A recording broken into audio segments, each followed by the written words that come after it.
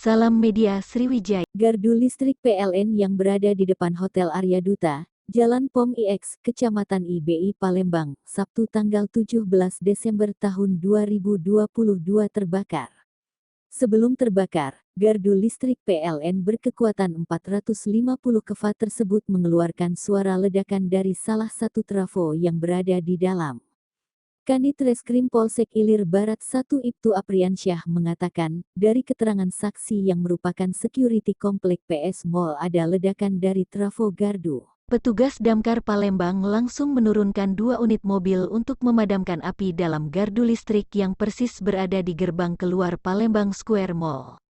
Kurang lebih 1 jam sebelum akhirnya dapat dipadamkan petugas pemadam kebakaran, terang Kanit Reskrim Polsek Ilir Barat 1 Ibtu Apriansyah untuk dugaan sementara, asal api bermula dari ledakan dari salah satu trafo, tidak menimbulkan korban luka ataupun jiwa, tegasnya.